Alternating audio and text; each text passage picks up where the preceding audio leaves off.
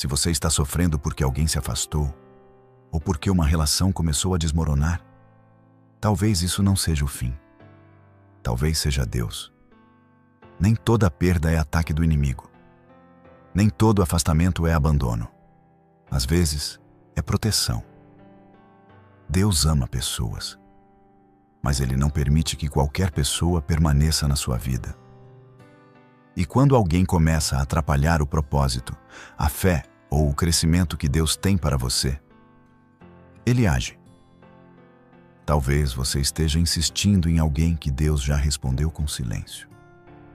Talvez esteja orando para dar certo algo que Deus está tentando encerrar.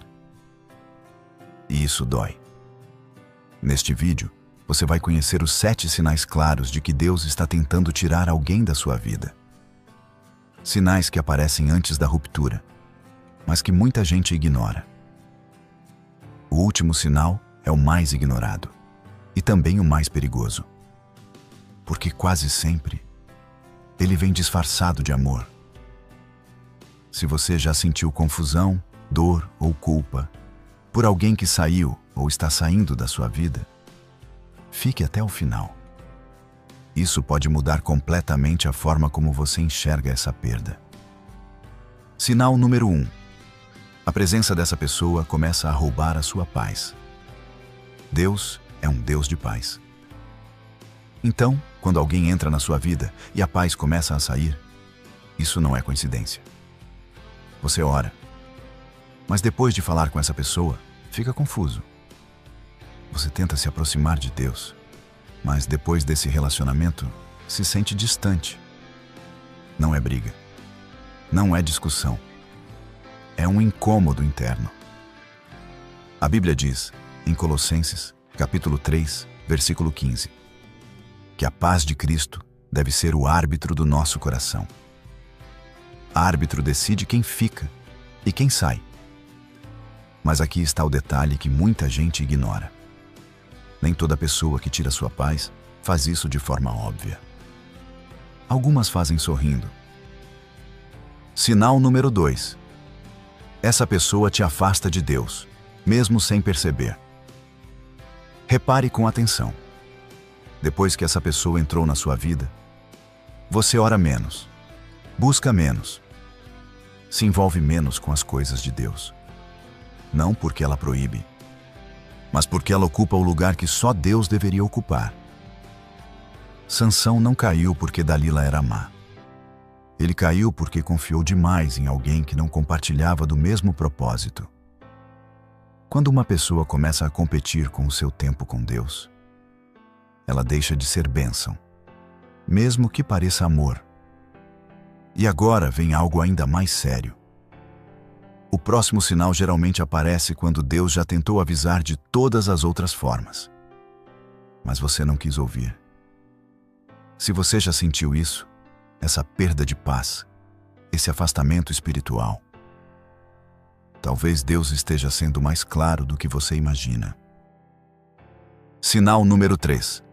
Deus começa a expor o que você sempre ignorou. No começo, você não vê. Depois, você percebe. Mas escolhe ignorar. Pequenas atitudes começam a incomodar. Palavras fora do lugar. Comportamentos que antes você justificava. E de repente, aquilo que você chamava de detalhe se torna impossível de não enxergar. Isso não é coincidência. Quando Deus quer tirar alguém da sua vida, Ele começa a revelar a verdade. A Bíblia diz que nada fica oculto para sempre. E quando Deus traz à luz, não é para machucar, é para libertar. Mas aqui está o problema. Muita gente prefere fechar os olhos do que aceitar o que Deus está mostrando. Sinal número 4. Essa pessoa começa a gerar confusão, não direção. Deus traz clareza, mas essa pessoa traz dúvida. Você conversa com ela e sai confuso. Ora, e continua sem direção. Nada se resolve. Tudo fica pesado. A Bíblia diz, em 1 Coríntios, capítulo 14, versículo 33, que Deus não é Deus de confusão. Então, Se um relacionamento te afasta da clareza espiritual, ele não vem de Deus. Relacionamentos certos trazem paz, mesmo em meio às lutas. Relacionamentos errados trazem confusão, mesmo quando parecem bons. E agora, entramos na parte mais sensível. Porque os próximos sinais quase nunca são reconhecidos no início. Eles aparecem quando a dor já começou. Se você começou a enxergar coisas que antes não via, se a confusão aumentou em vez da direção, talvez Deus esteja respondendo uma oração que você fez há muito tempo. Sinal número 5. Você começa a sentir um peso interno que não consegue explicar. Nada aconteceu de errado, mas algo dentro de você não está certo. Você tenta se convencer, tenta racionalizar, tenta dizer que é só uma fase, mas o peso continua. Não é culpa, não é medo, é um alerta espiritual. Quando Deus está prestes a remover alguém da sua vida, Ele começa a incomodar o seu espírito. Porque a alma sente antes da mente entender. Jonas sentiu esse peso antes mesmo de entrar no navio. O desconforto não era castigo, era direção. Mas aqui está o perigo. Quanto mais você ignora esse peso, mais difícil fica sair depois. Sinal número 6. Deus começa a bloquear caminhos que envolvem essa pessoa. Portas começam a se fechar.